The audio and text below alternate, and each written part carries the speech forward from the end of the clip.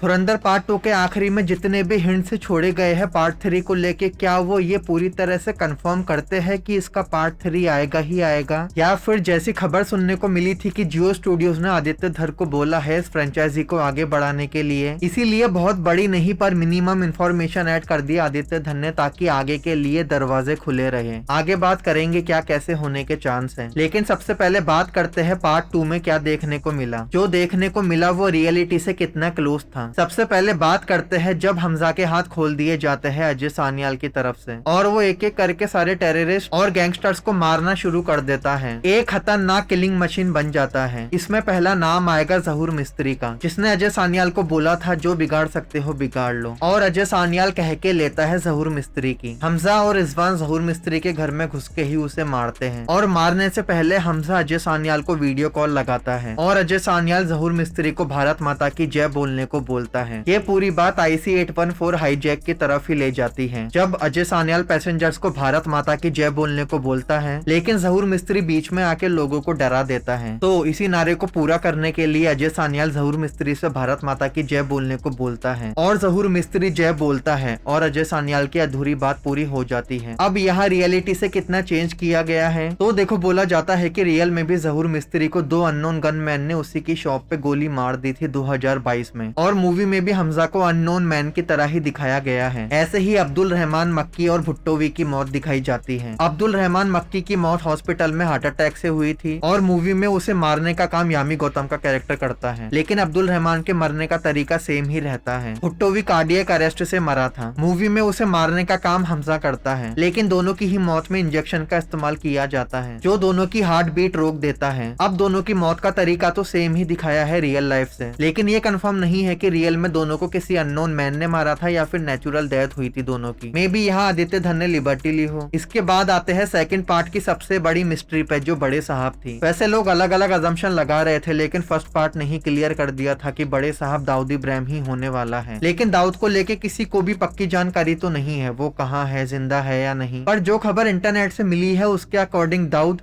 जिंदा है एंड कराची के हॉस्पिटल में एडमिट है, जहां ISI उसे प्रोटेक्ट करने में लगी रहती है। अब मूवी में जिस हाल में दाऊद दिखाया है वो भी रियलिटी के आसपास ही नजर आता है इंटरनेट से मिली खबर के अकॉर्डिंग। वो पूरी तरह से मशीन पे डिपेंड है जिंदा रहने के लिए, लेकिन इतनी क्रिटिकल सिचुएशन में भी वो इतना सब ऑपरेट करता है, इंडिया के खिलाफ अटैक्स प्लान करता है। और ये 2019 के आसपास का ही टाइम होगा क्योंकि टीवी पे राम मंदिर की खबर दिखाई जाती है और राम मंदिर वाली बात 2019 में ही पक्की हुई थी। अब रियल का नहीं पता, पर मूवी में दाऊद की इतनी ज्यादा बुरी हालत कैसे हुई उसके बारे में लास्ट में बता दिया जाता है, जिसके पीछे सबसे पुराना इंडियन स्पाई जमील जमाली होता है। और इतना खतरनाक ट्विस्ट किसी ने सोचा भी नहीं होगा, खासकर जमील जमाली को लेके तो किसी के भी दिमाग में स्पाई वाली बात नहीं आई होगी। तो दाऊद की मौत से बदतर हालत करने के पीछे जमील जमाली होता है, जो 45 साल पहले सेट कर दिया गया था पाकिस्तान में, और उसे पाकिस्तान की पॉलिटिक्स को कंट्रोल करने के लिए भेजा गया था, क्योंकि क्लियर है पॉलिटिक्स के जरिए जमील जमाली इंडिया तक बहुत बड़ी बड़ी खबरें पहुंचा सकता था और उसी की मदद से जमील जमाली को गैंगस्टर्स और टेररिस्ट के करीब जाने का मौका मिल सकता था। तो एक पार्टी में जमील जमाली दाऊद की बॉडी में स्लो पॉइजन डाल देता है, जिसके बाद धीरे धीरे दाऊद की हालत मौत से भी बदतर होने लगती है। अब आते हैं उजैर बलोच पे। अरशद पप्पू को मारने के बाद ऑपरेशन शुरू हो जाता है उजैर को पकड़ने के लिए, जिसके बाद वो पाकिस्तान से भाग जाता है, लेकिन फिर उसे दुबई एयरपोर्ट से अरेस्ट कर लिया जाता है, जिसके बाद उसे जेल होती है और वो आज तक जेल में ही है ऐसा बोला जाता है। इसी के साथ उजैर बलोच पे इंडिया के लिए स्पाइंग करने के एलिगेशन भी लग चुके हैं और यही मूवी भी दिखाती है। हमें देखने को मिलता है हमजा उजैर को इसीलिए बचा के रखता है ताकि टाइम आने पर वो स्पाई होने का इल्जाम उजैर पर डाल सके, लेकिन मूवी में थोड़ा चेंज करके दिखाया गया है उजैर का पकड़ा जाना। रियल में उजैर को 2015 में पकड़ा था दुबई एयरपोर्ट से, लेकिन मूवी में हमें तुरंत दिखा दिया जाता है कि वो पाकिस्तान से दुबई गया और उसे उसी टाइम अरेस्ट कर लिया गया। इसके बाद चलते हैं इकबाल की तरफ, और इसी कैरेक्टर ने मुझे सबसे ज्यादा कंफ्यूज करके रखा है शुरू से लेके अभी तक, क्योंकि आदित्य धर ने सारे पाकिस्तानी गैंगस्टर्स और टेररिस्ट का रियल नाम इस्तेमाल किया है एक्सेप्ट इलियास कश्मीरी, उसका नाम बदलकर इकबाल कर दिया। अब ऐसा करने के पीछे क्या कारण था पता नहीं, मैंने पता लगाने की कोशिश तो करी पर मुझे ऐसा कुछ मिला नहीं जिससे ये पता चले कि मेजर इकबाल नाम का कोई आदमी था। सब कुछ इलियास कश्मीरी से ही कनेक्ट होता है। तो लास्ट में हम देखते हैं हमजा और इकबाल की मुरीद के मदरसा में फाइट होती है जो डिस्ट्रॉय हो जाता है, लेकिन रियल में मुरीद के मदरसा को 2025 में डिस्ट्रॉय किया था इंडिया ने ऑपरेशन सिंदूर के दौरान। पर मुझे नहीं लगता कि फिल्म की कहानी 2025 तक गई होगी, नहीं तो पहलगाम इंसिडेंट भी देखने को मिलता हमें। मे बी यहाँ भी क्रिएटिव लिबर्टी लेते हुए दिखाया हो आदित्य धर ने। मदरसा बर्बाद होने के बाद हमजा और इकबाल कंटेनर वाली जगह पर पहुंचते हैं, जहाँ इकबाल हमजा पर भारी पड़ता है। वो हमजा का फेस चेन से टाइट करके रगड़ देता है, लेकिन हमजा अपनी ट्रेनिंग को ध्यान में रखते हुए लास्ट में अपनी मूव दिखाता है और इकबाल के ऊपर से बैक फ्लिप मारता है। फिर चेन हमजा के हाथों में होती है एंड हमजा इकबाल के दोनों पैरों को काट देता है, लेकिन दूसरा पैर कट तो जाता है लेकिन इकबाल के शरीर से अलग नहीं होता। पर इकबाल मरने से पहले बोलता है, तू मुझे मार देगा तो मेरे जैसे और पैदा हो जाएंगे। ये सब ऐसे ही चलता रहेगा। फिर इकबाल को मारने के बाद हमजा को पुलिस पकड़ लेती है और उसे टॉर्चर करती है सच बोलने के लिए। तभी अजय सान्याल का कॉल आता है ISI चीफ के पास एंड वो ISI चीफ से बोलता है, तुम्हारे पास मेरा एक आदमी है, उसे सही सलामत छोड़ दो। लेकिन ISI चीफ बोलता है, अब इंडिया की धज्जियां पूरी दुनिया के सामने उड़ाऊंगा ये खबर फैला के। तभी अजय सान्याल ISI चीफ को एक वीडियो भेजता है जिसमें वो पाकिस्तान के सेंसिटिव इन्फॉर्मेशन इजराइल को देता हुआ दिखता है एंड अजय सान्याल बोलता है, अगर ये खबर तेरे लोगों को पता चल गई तो तेरे परिवार का नामो निशान मिटा दिया जाएगा। जिसके बाद हमजा को बहुत ही टाइट हालत में छोड़ दिया जाता है, जहां हमजा को रिसीव करने अजय सान्याल का सबसे पुराना और बड़ा खिलाड़ी आता है, जिसके पीछे होता है जमील जमाली। और वो सब देख के हमजा भी पूरी तरह से शॉक हो जाता है। जमील जमाली हमजा को बताता है वो 45 साल पहले यहाँ आया था, और जब हमजा जमील जमाली को बोलता है मैं दाऊद को नहीं मार पाया, तब जमील जमाली एक और बॉम्ब गिराता है और दिखाता है कि वो सालों पहले ही दाऊद की पतलून ढीली कर चुका था, क्योंकि जिंदा रखने में जो मजा है वो मारने में कहाँ। फिर जसकीरत को इंडिया लाया जाता है, अजय सान्याल उससे मिलता है, लेकिन फिर हमजा चुपचाप वहाँ से निकलकर अपने घर की ओर चल देता है, जहाँ पहुँचने के बाद उसकी आंखों में खुशी तो देखने को मिलती ही है, पर वहीं उसे ये भी महसूस हो जाता है कि अब अपनों के पास जाना सही नहीं होगा, वो मेरे बिना जीना सीख चुके हैं। अब अचानक इतने सालों बाद उनके पास जाके मैं उनके लिए मुसीबत खड़ी कर सकता हूँ, क्योंकि 100 सवाल खड़े होंगे इतने सालों तक कहाँ था। जितनी बातें होगी जसकीरत को लेके उतनी ही मुश्किलें भी हो सकती हैं, क्योंकि अब जसकीरत दुनिया के लिए मर चुका है, उसने रॉ के साथ डील करी है। ऐसे में इतनी आसानी से अजय सान्याल जाने तो नहीं देगा ना जसकीरत को, अगर वो जाना भी चाहे तो। जसकीरत अब कोई मामूली इंसान नहीं रहा, वो बहुत स्पेशल बन चुका है, जो बिना सोचे समझे कुछ नहीं कर सकता। जसकीरत के आगे बढ़ते हुए कदम रुकते हैं और वो पीछे की तरफ देखता है, जो ये बता देता है कि अब उसकी लाइफ पे उसका कंट्रोल नहीं है। वो अपनी माँ और बहन को देख लेता है, उसे खुशी मिल जाती है। उसके बाद दिखाया तो नहीं जाता, लेकिन वो अजय सान्याल के पास ही वापस चला गया होगा। पोस्ट क्रेडिट और मिड क्रेडिट में ऐसा कुछ खास नहीं था जो थर्ड पार्ट के लिए कुछ बताए। थर्ड पार्ट का हिंट पहले ही मिल चुका होता है, जब इकबाल ये बोलता है कि मेरे बाद मेरे जैसे और आएंगे। और मे भी अजय सान्याल भी जसकीरत के वापस इंडिया आने के बाद उससे अगले मिशन की बात करता है, येलिना और उसके बच्चे का क्या होगा। जमील जमाली तो जसकीरत को बोलता है अब उन्हें भूल जाओ, यही उनके लिए अच्छा होगा। पर क्या जसकीरत भूल पाएगा उन्हें? ये समझ आ जाता है कि येलिना और उसका बच्चा जसकीरत के लिए सिर्फ एक मिशन का पार्ट नहीं था, बल्कि जसकीरत सच में अटैच्ड है येलिना और अपने बच्चे से। वो येलिना को वैंकूवर के टिकट्स तो देता है, लेकिन येलिना वैंकूवर गई या नहीं ये नहीं दिखाया जाता हमें। वैसे अगर देखा जाए तो येलिना पूरी तरह से पाकिस्तानी नहीं है। जमील जमाली जिसका असली नाम हमें नहीं पता वो इंडियन है, ऐसे में येलिना भी आधी तो इंडियन ही हुई। ऐसे में मे बी अगर कभी थर्ड पार्ट बनते हुए दिखता है तो वहाँ ये देखने को मिल सकता है कि जसकीरत येलिना और अपने बच्चे से मिलने जाए, और इसमें शायद अजय सान्याल को भी कोई प्रॉब्लम नहीं होगी, क्योंकि अगर येलिना पाकिस्तान में होती या फिर पूरी तरह से पाकिस्तानी होती तब दिक्कत हो सकती थी, लेकिन येलिना तो जमील जमाली की बेटी है। ऐसे में अजय सान्याल और जसकीरत येलिना वाली बात को अपने तक रखते हुए आगे बढ़ सकते हैं, या जमील जमाली को ही पता हो बस कि जसकीरत और येलिना अभी भी टच में है। बाकी तो देखते हैं क्या होता है जसकीरत और येलिना का फ्यूचर। थर्ड पार्ट में कौन से नए मिशन के साथ दिख सकता है जसकीरत, 3-4 साल से पहले तो उम्मीद भी मत करना थर्ड पार्ट देखने को मिलेगा। अब आदित्य धर चाहता के अश्वत्थामा की तरफ जा सकते हैं। होप्स हो कि अगला प्रोजेक्ट अश्वत्थामा ही हो आदित्य धर का। तब तक आप बताओ क्या कुछ हो सकता है थर्ड पार्ट के साथ। मैं मिलूंगा अगली वीडियो में।